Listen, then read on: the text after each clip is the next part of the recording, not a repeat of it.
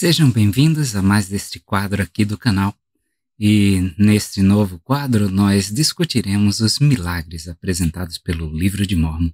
Iniciaremos com o milagre de Nefe imitando Labão, que se encontra em 1 Nefe, capítulo 4, dos versículos 20 a 26. O milagre. Em uma das várias tentativas dos filhos de Leí para obter as placas de latão, Nefe entrou na cidade e dirigiu-se à casa de Labão.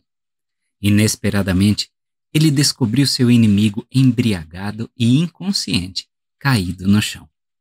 Enquanto Nefe olhava para Labão, o espírito surpreendeu esse futuro profeta, ordenando-lhe que fizesse o que, para Nefe, era impensável. Ele recebeu ordem de matar Labão.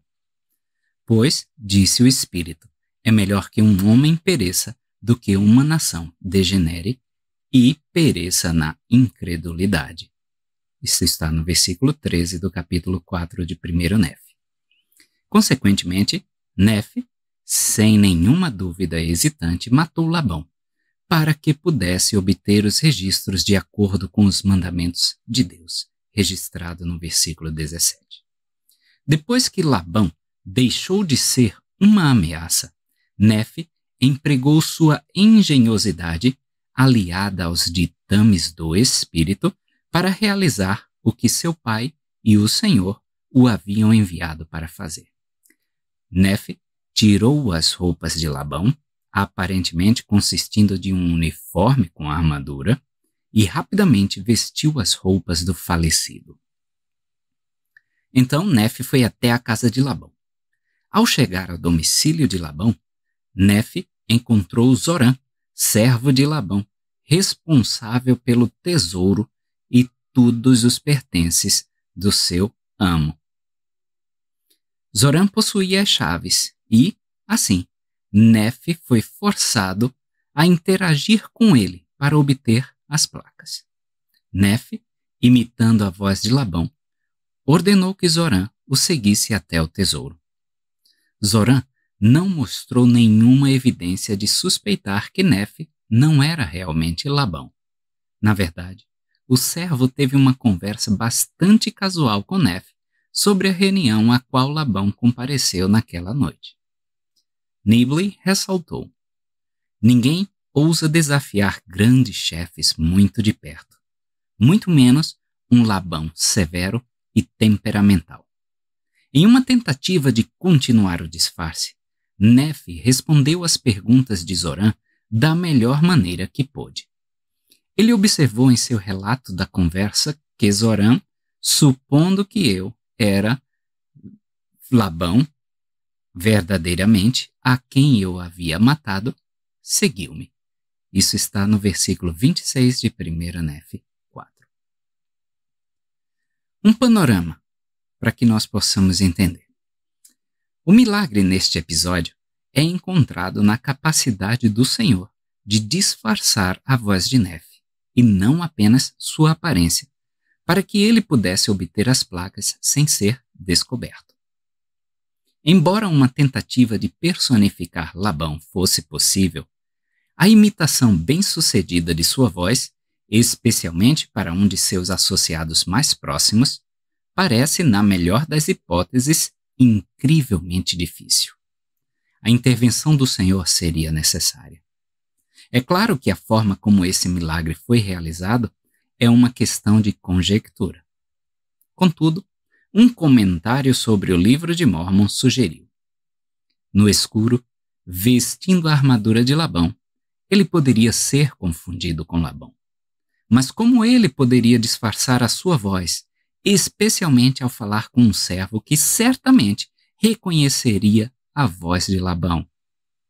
Nefe reconhece Zorã, o servo, como aquele que tinha as chaves do tesouro. Ele certamente deve ter sabido dessa informação em uma visita anterior. Ao ver exatamente a pessoa de que precisava, Nefe provavelmente sentiu uma confirmação renovada de que estava sendo guiado pelo Espírito. Assim, ele descobriu que falou com a voz de Labão. Essa descoberta teria confirmado ainda mais sua sensação de que Jeová estava por trás de suas ações. A aparência de Nefe era tão completamente igual à de Labão que o servo aceitou a ilusão sem hesitação.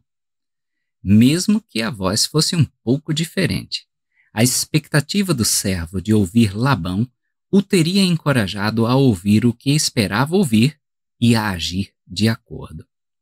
Contudo, a experiência de Nefe foi mais do que um simples engano genérico, pois Nefe teve que parecer Labão, na casa de Labão e diante de um servo que o conhecia bem. Sem dúvida, Jeová forneceu assistência à ilusão. Outro afirmou de forma semelhante. Nefe foi tão convincente ao falar na voz de Labão que o servo o seguiu obedientemente, como vemos nos versículos 20 a 25. Ele também conversou livremente com Nefe enquanto carregava as placas de latão para fora dos muros de Jerusalém, como vemos no versículo 27. O tempo envolvido e a distância percorrida poderiam ter sido bastante extensos. Portanto, esta não foi uma identificação incorreta temporária. É lógico que Zorã conhecia bem a voz de Labão. Qual foi o segredo da mudança na voz de Nefe? Não foi um dom do Espírito, uma forma do dom de línguas, um poder derramado sobre ele por causa da sua fé? Era a vontade de Deus que Nefe obtivesse as placas de latão. Portanto, ele poderia abençoar Nefe por causa de sua fé, com a habilidade de soar como Labão. Essas explicações destacam a natureza milagrosa da imitação de Labão por Nefe e da fonte. Parece que Nefe pode ter experimentado algo semelhante ao que Brigham Young teria experimentado quando, de acordo com a tradição, foi transfigurado após a morte de Joseph Smith. Brigham, que supostamente parecia e soava como Joseph para os presentes, não estava procurando imitar o profeta. Muitos santos dos últimos dias presentes na reunião de sucessão falaram sobre como Brigham foi transfigurado para se parecer muito com Joseph. Mas um dos testemunhos mais fortes, repetido inúmeras vezes, foi que Brigham soava exatamente como Joseph. Quando ele falava, era na voz do irmão Joseph, um dizia. Sua voz era como a do profeta, outro relatou. Brigham Young subiu ao púlpito e começou a falar com a voz de Joseph, o profeta. Temos em outro relato. A voz de Joseph era clara e distinta como nunca ouvi Joseph falar. Ouvi a voz do profeta Joseph. Brigham falando com voz de anjo. Era a voz de Joseph Smith, não a de Brigham Young. Eu sei que é a voz de Joseph Smith. Mesmo assim, eu sabia que ele havia partido. São trechos de vários relatos desta época. O autor reconhece que muitos historiadores santos dos últimos dias, hoje, veem a transfiguração de Brigham como uma memória coletiva que se desenvolveu ao longo do tempo e anos após o evento. A minha referência à referida transfiguração aqui não pretende abranger recordações tardias nem desafiar a memória coletiva. Faço referência, então, à tradição apenas para sugerir que sua narrativa tradicional pode influenciar a forma como lemos o evento que Nefe experimentou. O Senhor simplesmente o fez parecer e soar como Joseph para muitos dos presentes. Pode muito bem ser que o Senhor tenha realizado um milagre semelhante para Nefe, inspirando-o a vestir as roupas de Labão, para que ele se parecesse com o mestre de Zorã, mas depois, milagrosamente, fazendo com que sua voz soasse como a de Labão, para que Zorã não o detectasse. Embora a cultura ocidental naturalmente nos faça nos horrorizarmos diante da ideia de que Nefe recebeu a ordem de cortar a cabeça de Labão, na cultura do Oriente, nos dias de Nefe, isso pode não ter parecido tão impensável. Hugh Nibley partilhou uma experiência que teve que destaca a diferença na forma como as culturas orientais podem ver esta história em comparação com a forma como os ocidentais a percebem. E ele relata o seguinte: durante 7 ou 8 anos, as minhas classes consistiram inteiramente de árabes muçulmanos. De todos os países árabes, eles vieram para BYU para estudar, porque o presidente Harris havia iniciado o programa 4H ali. Eles tiveram que fazer aula de religião, e o cônsul não queria que eles fizessem a classe de religião cristã. Eles fizeram as aulas do livro de Mórmon e adoraram. Era o livro deles. Eles aceitavam tudo, exceto o pequeno Faik. Havia 2 sentados na primeira fila, um dia em que contei a história de Nefe matando Labão, Salim e Faik Salem. Faik tinha apenas 17 anos quando veio para cá e morava em nossa casa. Ele era um rapaz muito inteligente. Bem, eu contei a história de cortar a cabeça de Labão, o que sempre chocou a todos por ser imoral. E é. Isso chocou Nefe também. Ele teve que discutir consigo mesmo por 1 hora. Ele não faria isso, mas de qualquer forma, esses meninos estavam preocupados. Eu podia ouvir murmúrios por toda a classe. Eles não gostaram dessa história de cortar a cabeça de Labão daquela maneira. Faik Salim levantou a mão e disse: Sr. Nibley, há algo muito errado nessa história.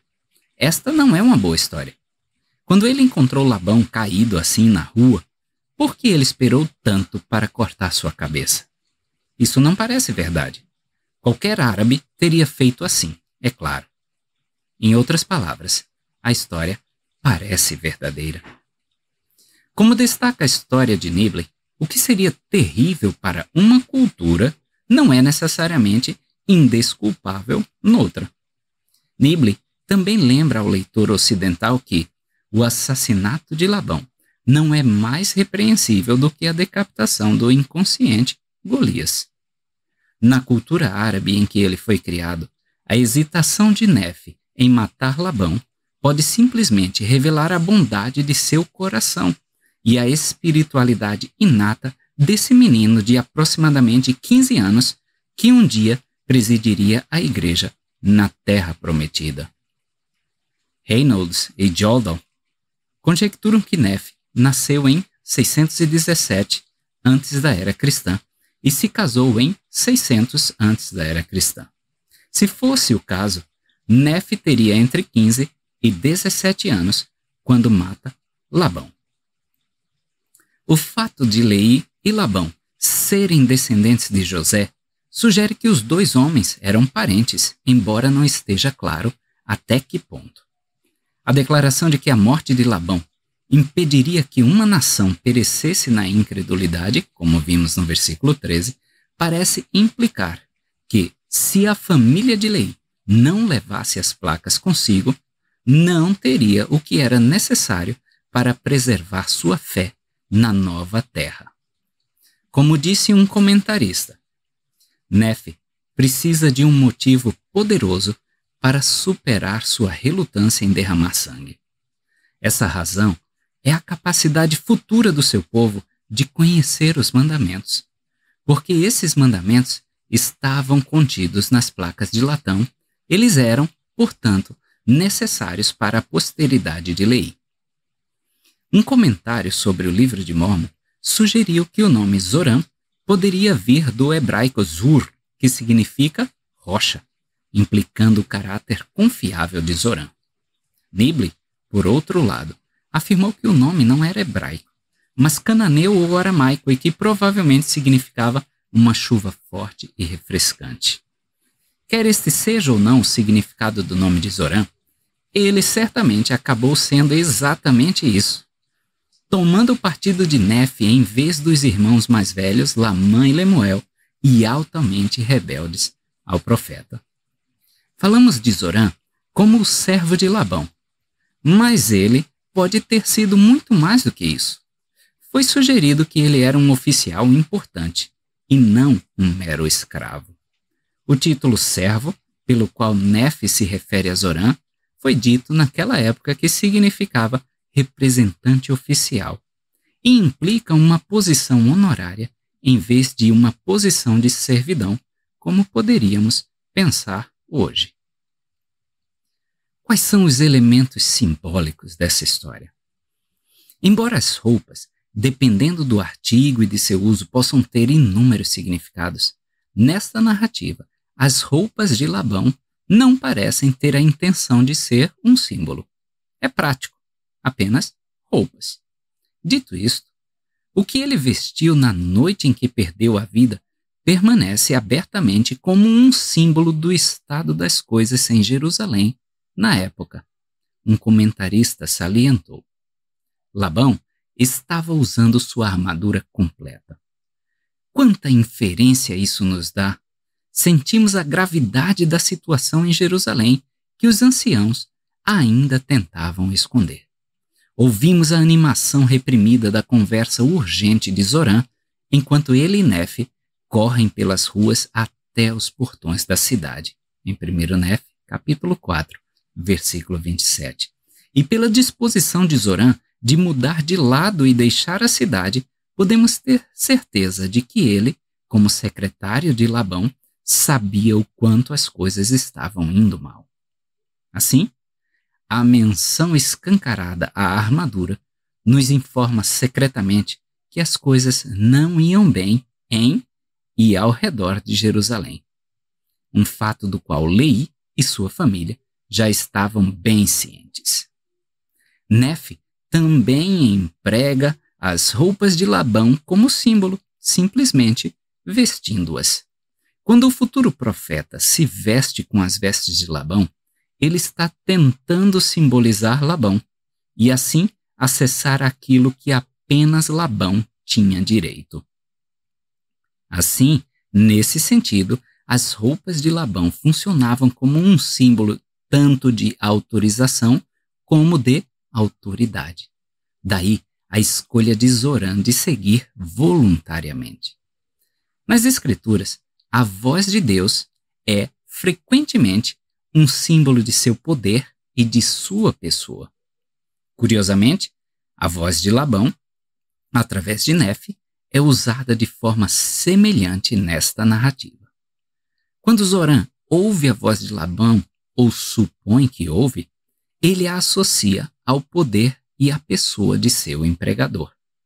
Por mais coincidente que seja, Labão certamente agiu como se fosse Deus e, portanto, o paralelo no simbolismo parece adequado. Neste milagre, as placas de latão contêm a palavra de Deus e também representam a necessidade desesperada que cada um de nós tem de ter acesso à palavra de Deus.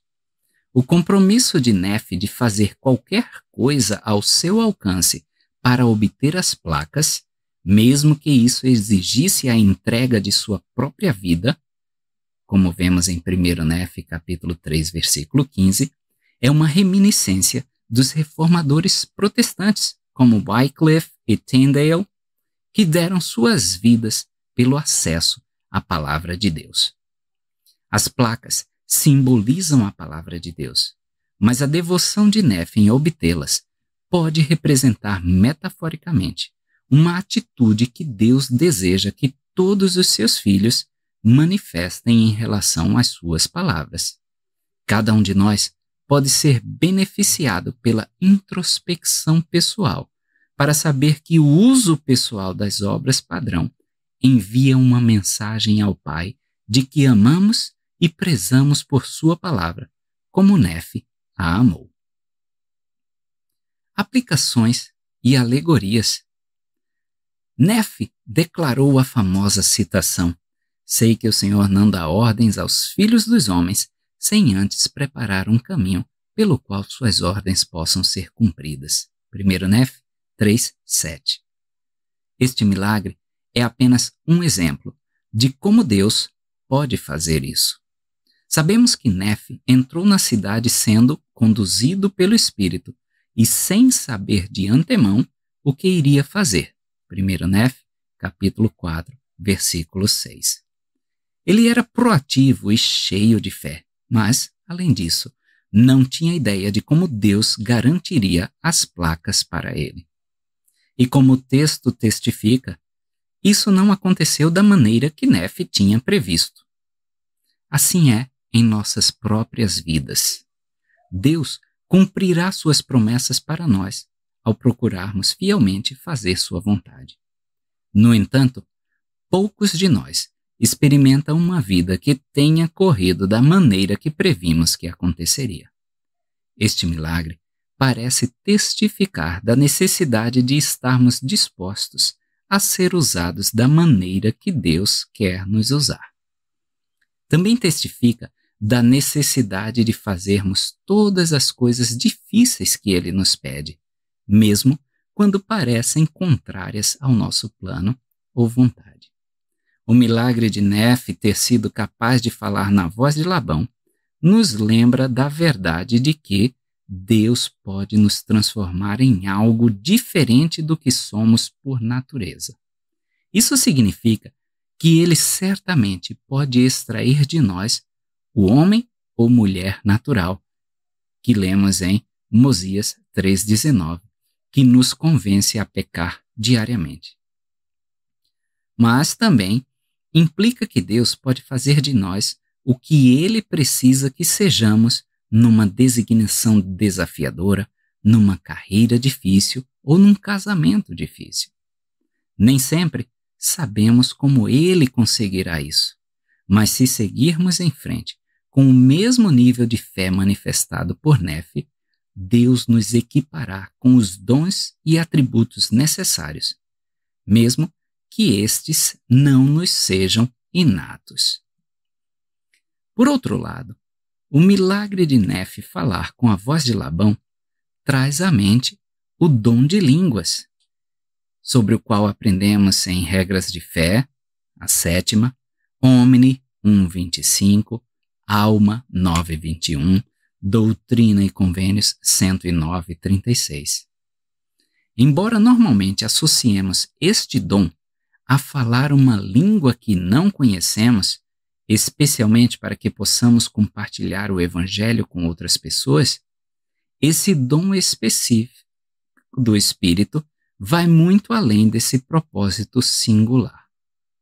O dom de línguas certamente pode ser manifestado através do falar de uma língua estrangeira, mas também pode ser manifestado através de Deus, inspirando um homem ou uma mulher, com sabedoria e palavras além das suas.